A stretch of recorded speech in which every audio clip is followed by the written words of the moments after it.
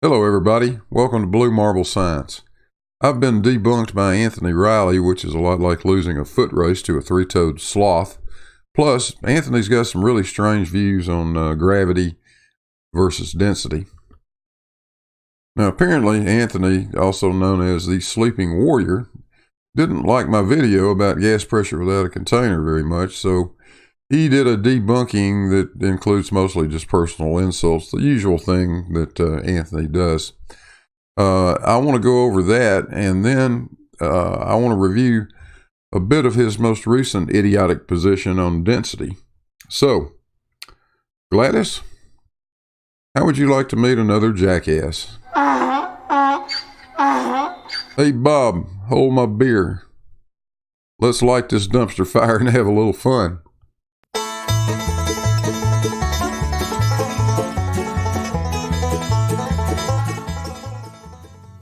Okay, so this is a video dedicated to the stupidity and ignorance,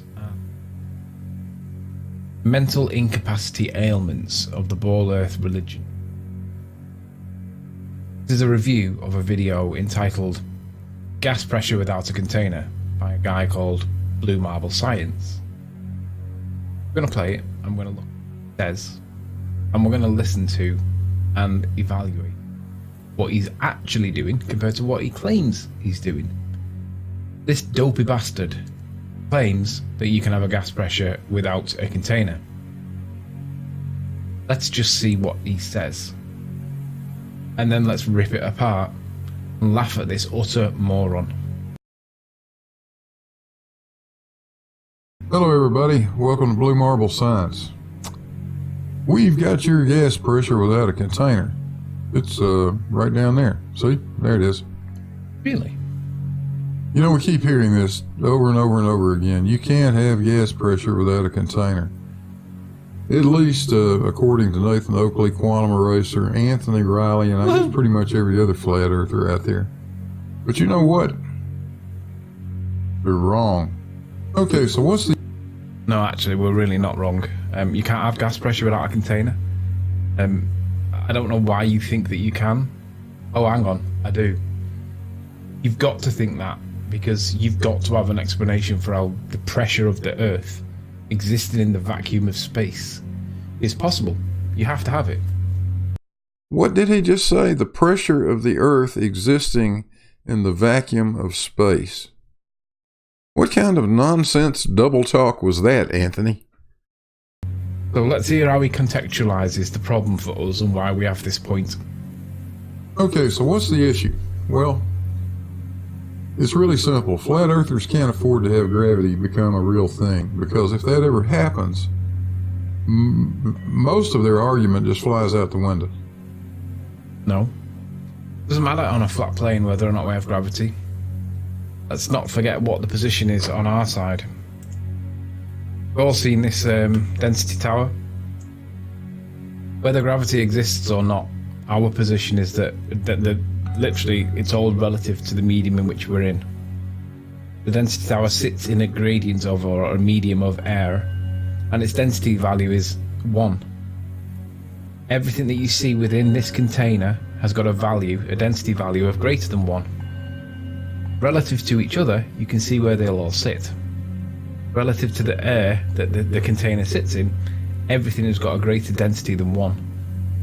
I'm sure you've seen this one, Anthony. There's the density column in a zero-G airplane. Now watch when the airplane goes into microgravity, and very quickly that density column is no longer going to give a shit about density. But then something amazing happens. When they pull out of the dive, gravity returns, and it will separate back out just like it was. Now there it goes. Density doesn't seem to matter.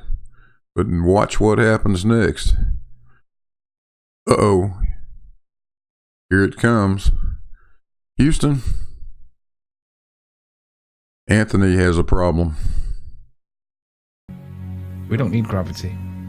Don't lie about what our position is. Our position is you guys absolutely need gravity. Our position is it's all explained with relative density.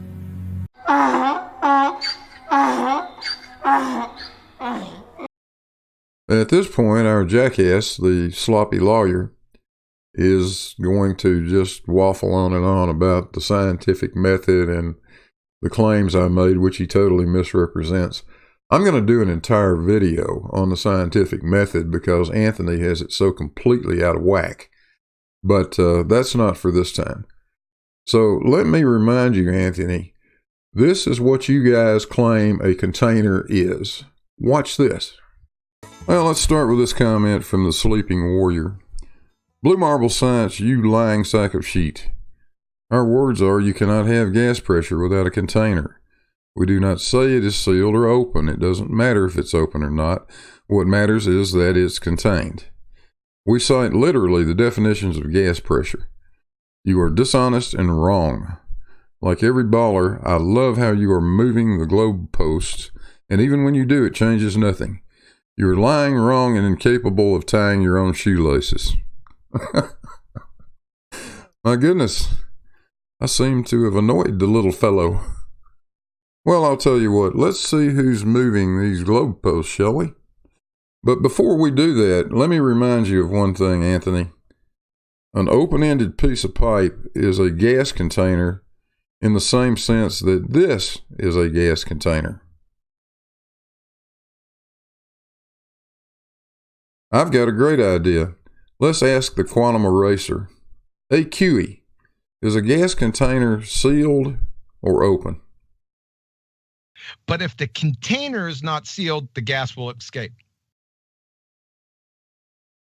But if the container is not sealed, the gas will escape. But if the container is not sealed, the gas will escape. So, number one, where's the container? And it better be a sealed container.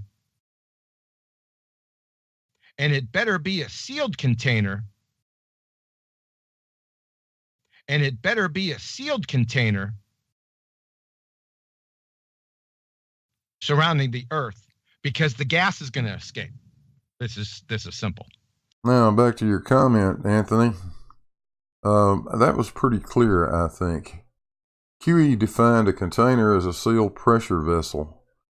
QE's exact words were, and it better be a sealed container surrounding the Earth because the gas is going to escape. Open pipes aren't sealed containers, Anthony.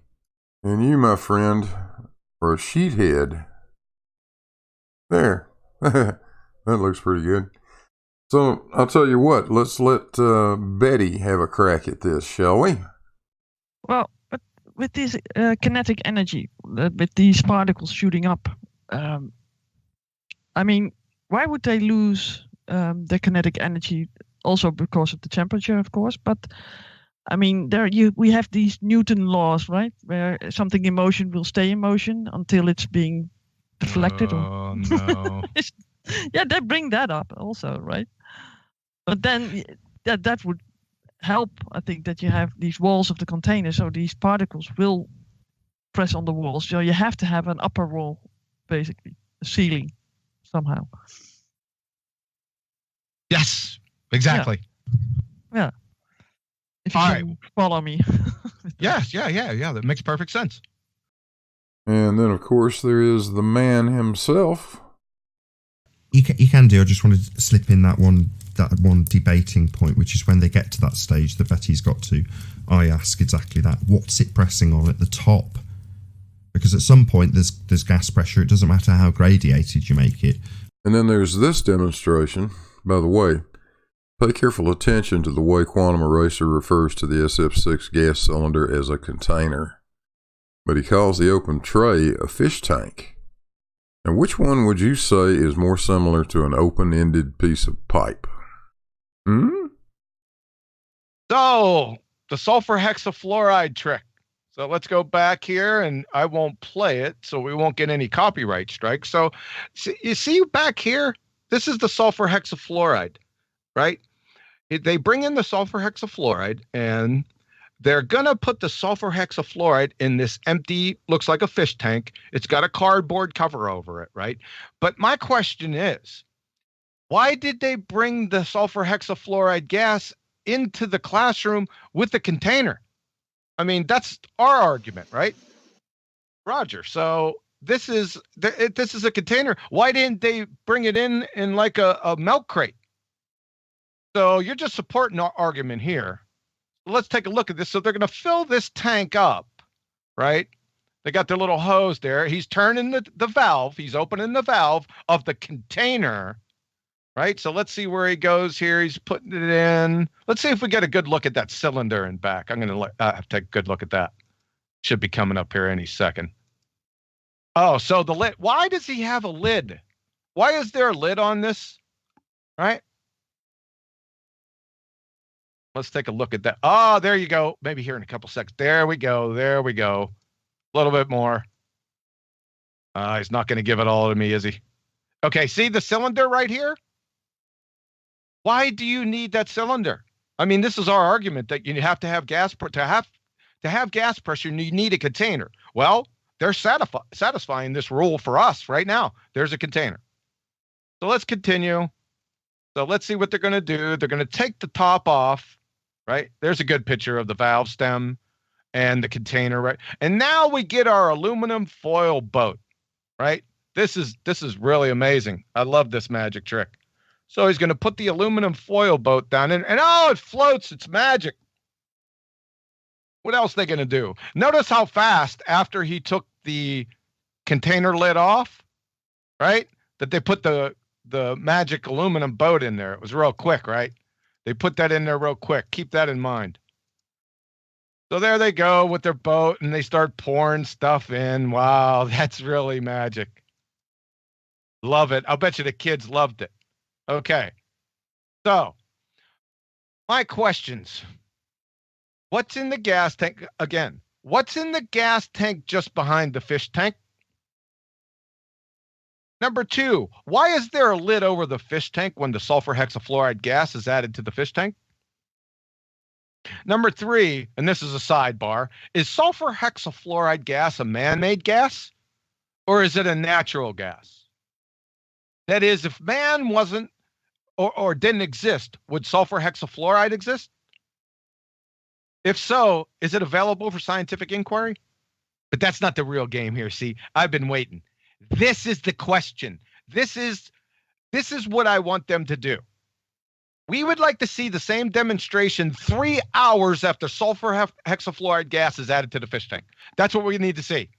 I want the gas added. You can have your little cardboard lid over it, no problem. I put the sulfur hexafluoride in, leave for 3 hours, and come back. We want to see that. And then put your little friggin' aluminum foil boat in there, and let's see what happens. And define a false equivalence fallacy from the Black Lagoon. Okay, let me stop right here just for a little bit. Any comments on this? Feel free, whoever wants to go first. Oh, I think it's really good explained here that the gas, it is still a gas. It will dissipate, I think. And although it might be a heavy gas, it will still leave the tank eventually, even with a cardboard lid on top of it. Right. It'll increase its entropy, right? Yeah. And fill the available space or the given volume. Exactly.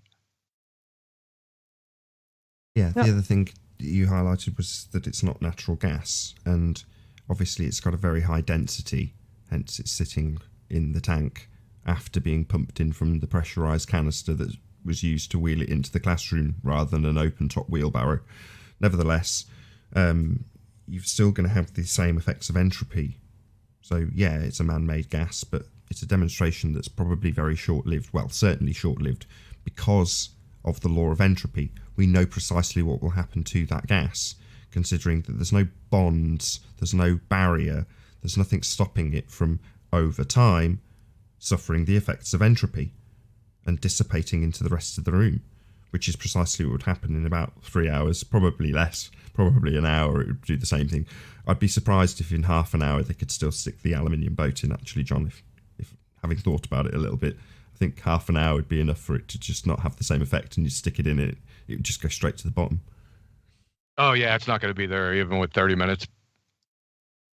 But yeah, I think 3 hours is enough to, it's not an intolerable amount of time to ask. But yeah, I would want to see that demonstration too. Let's see that the effects of entropy don't suffer. It doesn't suffer the effects of entropy. I can't believe you guys walked into this one. Let's watch the very back end section of my video. Well, it's been well over 3 hours now. Our gas pressure is still sitting here quite happily. You'll notice a slight variation from time to time. The wind is blowing a bit, but it's exactly where we left it. Did you guys think I arbitrarily selected 3 hours? Did it not occur to you that maybe I put that bear trap in there just to see what you were going to do? 3 hours is what you wanted to see. Let's listen to your words again. I'd be surprised if in half an hour they could still stick the aluminium boat in, actually, John, if having thought about it a little bit. I think half an hour would be enough for it to just not have the same effect, and you stick it in it would just go straight to the bottom. Oh, yeah, it's not going to be there even with 30 minutes.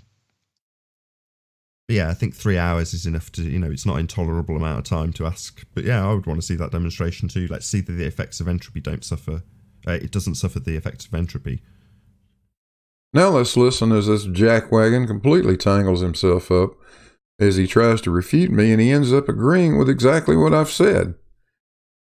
Hey, way to go, sloppy lawyer. With all of them, and you may get periodically the odd one that doesn't.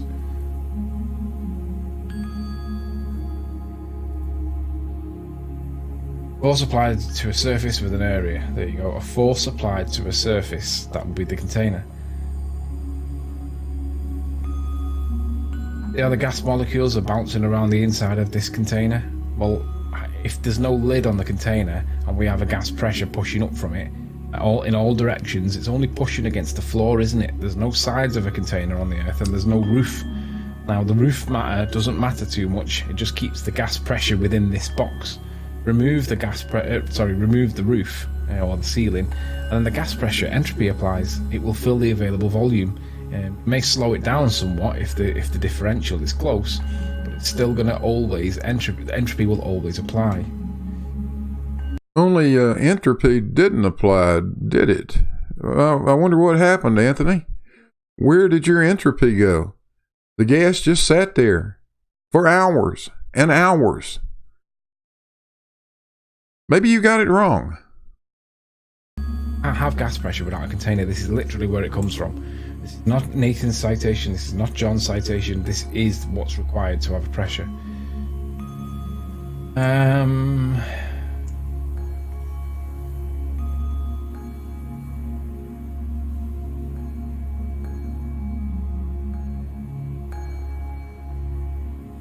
There you go. Pressure is a force per unit area calculated by dividing the force by the area on which the force. Gravity acts on air molecules to create a force of. Oh, really? Atmospheric pressure. Let's see what made Anthony unhappy about this particular citation, which he pulled up and then quickly stopped reading.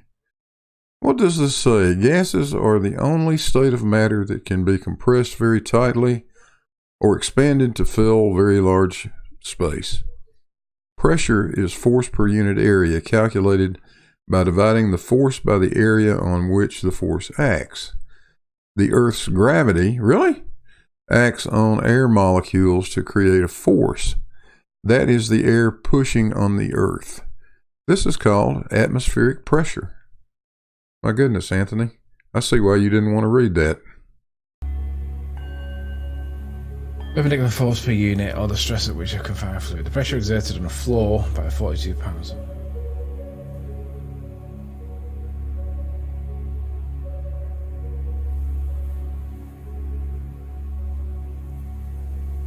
Pressure exerted by a confined gas results from the average effect of the force walls of its container by the rapid.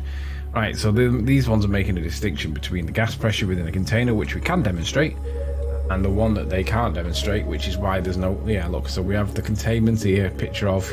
We can demonstrate this real world, and obviously on this one they've not got it. The physical sense, the perpendicular force per unit, or the stress at a point within confined fluid.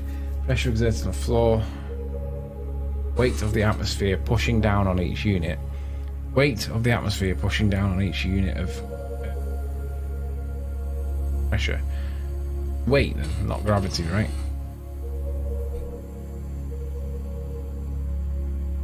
Okay, so they're giving the definition there or an explanation for thinking, but they've got no explanation for it. No demonstration, or at least diagram, at least. But anyway.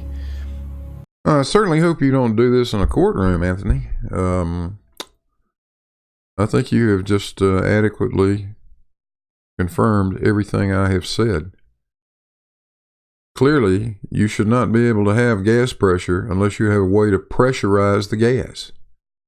How do you do that in an open top pipe? What force would be causing that? And just like the articles that you've pulled up discuss, it's the force of gravity that's doing it. This is too easy. So Anthony's debunk really amounted to absolutely nothing. Just more of Anthony's rhetoric and name calling. And not 1 ounce of evidence for anything. Now, Dr. Bob has already done a complete debunk on Anthony's nonsense about density.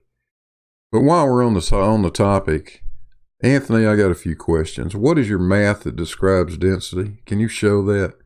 How does density know which way down is, Anthony? Why doesn't an object sitting next to one of lesser density cause the less dense object to move? And if there is no universal force acting on everything in our inertial frame of reference, how do individual masses determine if they are more dense or less dense than other masses? Those seem to be some fairly pertinent questions. Maybe you've got an answer. I doubt it. So let me repeat something I said before. The next time a flat earther tries to tell you pressure can't exist without a container, just tell him bullshit. Hey guys, thanks for watching. If you enjoyed this, don't forget to hit the like and subscribe buttons. And Gladys, we're out of here.